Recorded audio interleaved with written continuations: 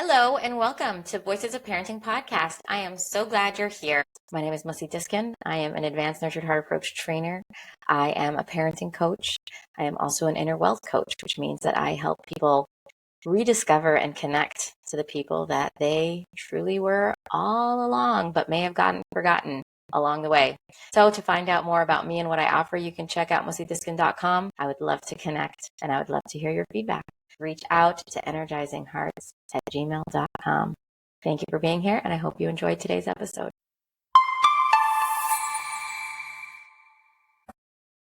A special thank you to our sponsors this week, Rabbi Zalman and Deborah Levin from Palo Alto, California, celebrating the incredible after school and preschool programs that they have fully enriched with Nurtured Heart Approach. So much greatness going on there. We honor the children. We honor you and your great work. And thank you for sponsoring our podcast this week and for helping this podcast continue. And for all those listening, you're all, if you have anything you'd like to celebrate, a special date, a special person, this podcast might be a nice opportunity for you to sponsor and get a shout out. Reach out at energizinghearts@gmail.com for sponsorship opportunities. Hello, everybody, and welcome back. I am doing part 2 with Renee Courier, our children's occupational therapist, and I am so grateful that you agreed to come on with me. I know you are very sought after and unique in your field just because of the combination of expertise you have that makes you so amazing. And I've seen such a difference in our kids.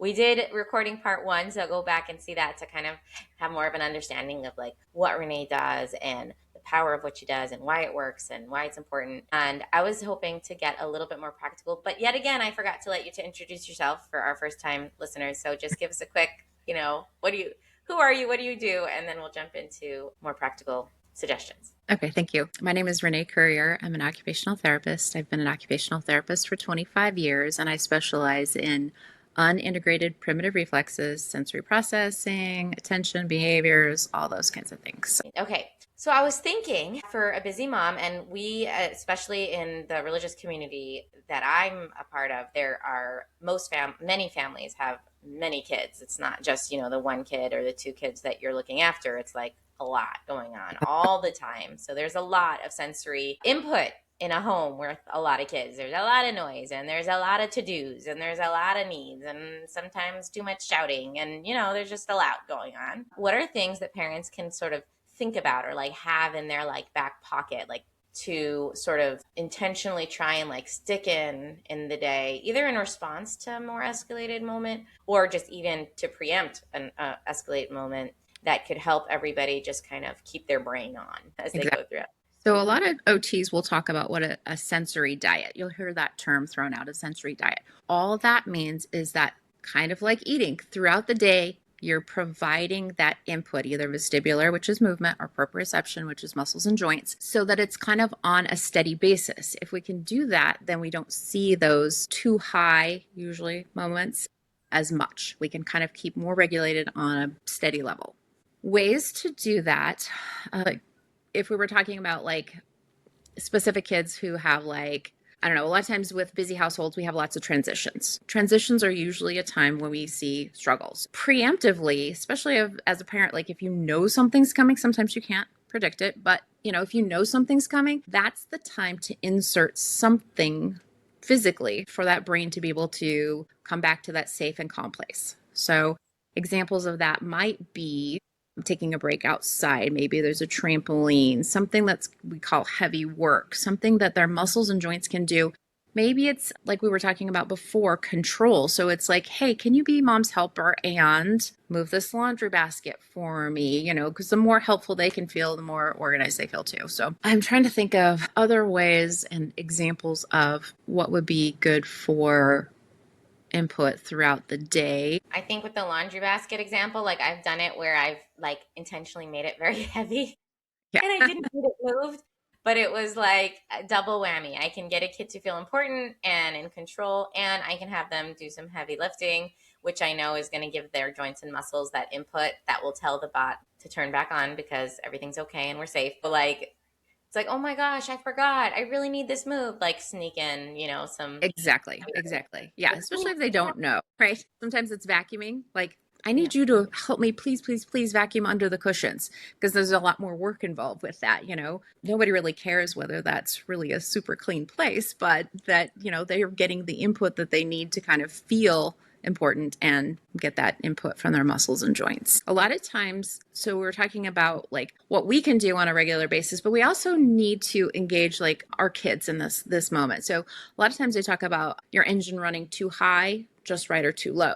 So being able to, at a moment when they're at a good calm place and safe place, then we can talk to them about like, hey, your engine sometimes runs really high. Here's what it looks like. Here's what it sounds like.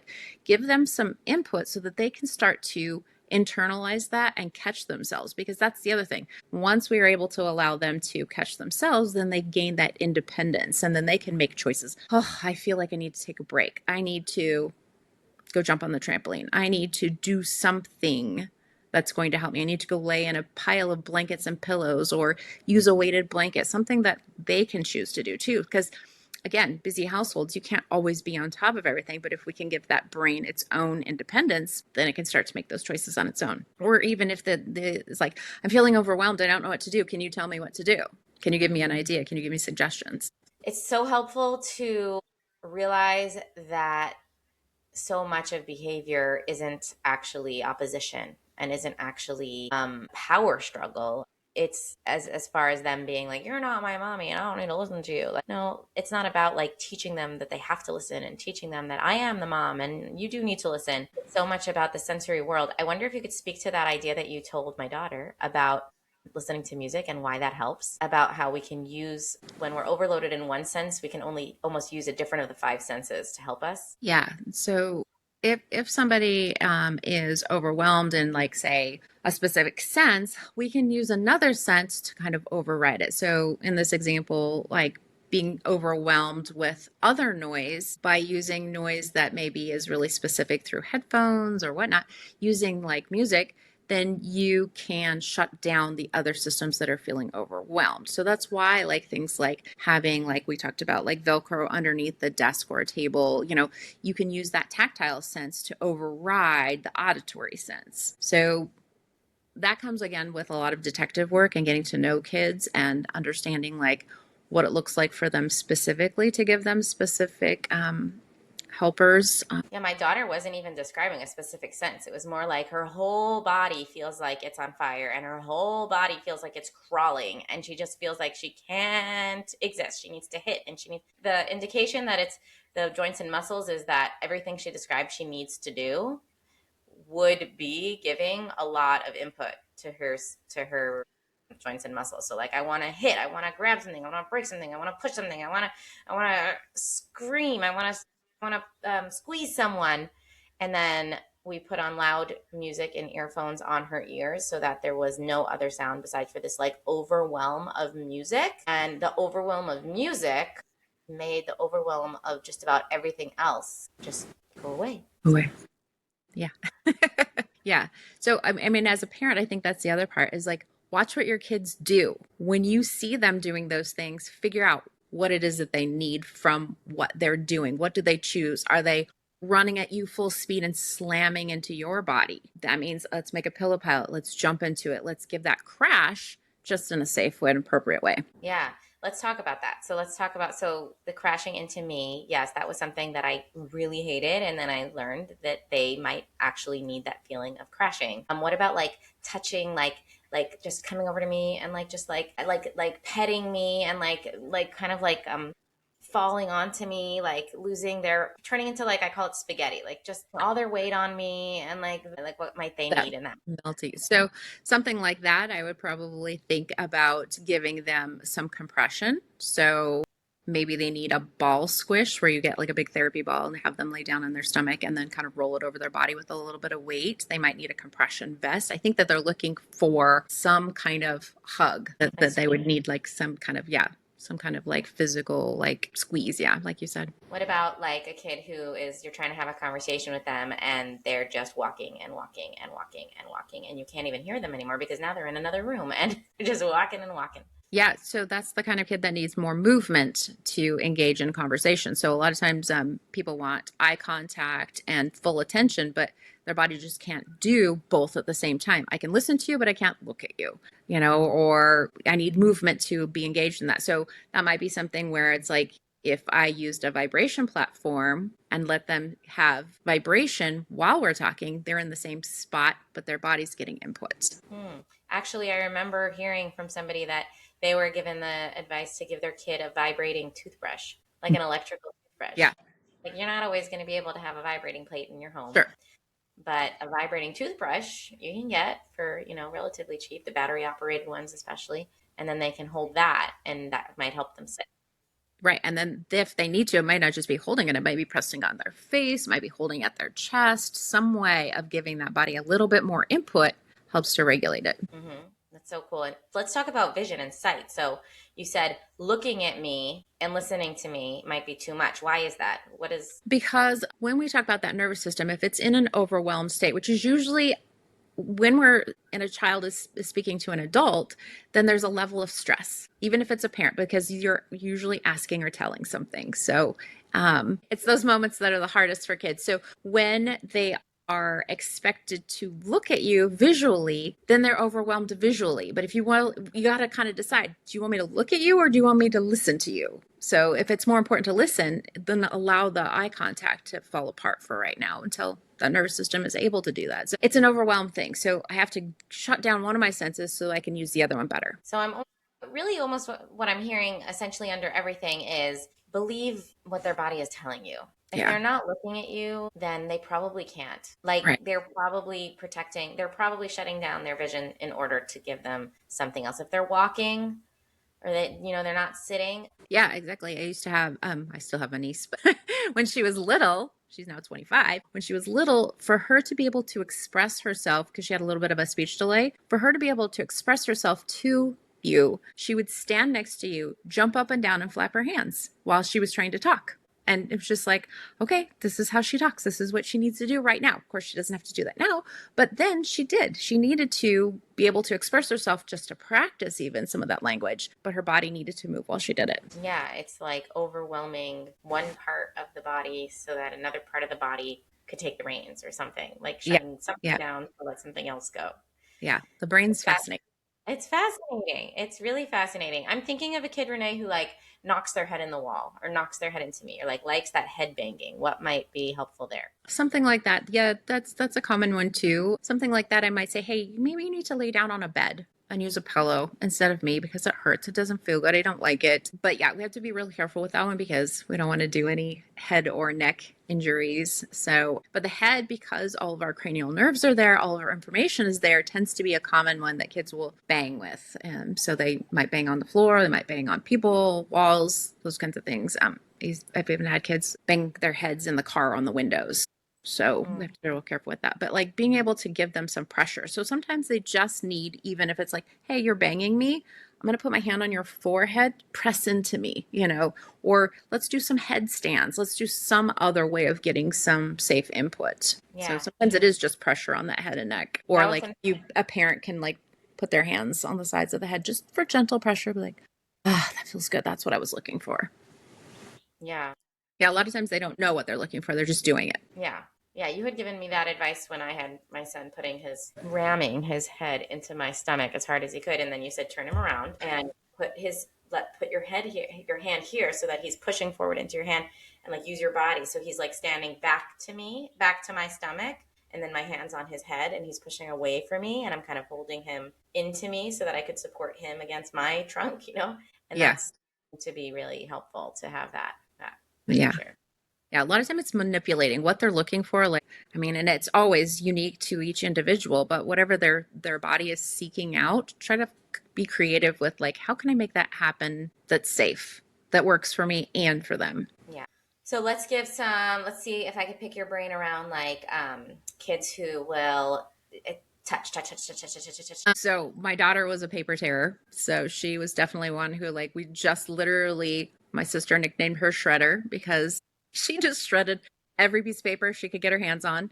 And so like we just kind of set it up. Okay, if this is what you need to do, here's a stack of paper, whatever excess paper is around, and here's a bin. And she just literally would tear paper, tear paper, tear paper until she kind of got it out of her system and just allowed her to do it, find a way to do it. And like eventually it turned into cutting paper. So once she learned some scissor skills, it was no longer tearing, it was cutting. So we still kind of had this little box of confetti. But so those finger fidgets, that's where that comes into play, is finger fidgets, being able to have something to do with those hands, because a lot of people do that. A lot of people fidget with their pens and pencils, and maybe not to the point of breaking them, but it's the same kind of thing. We just have to provide a way of doing that, whether it be scribbling on paper, using like paint daubers, bingo paper, something like that they can kind of put a little bit more pressure in, because pressure is really what their hands are looking for.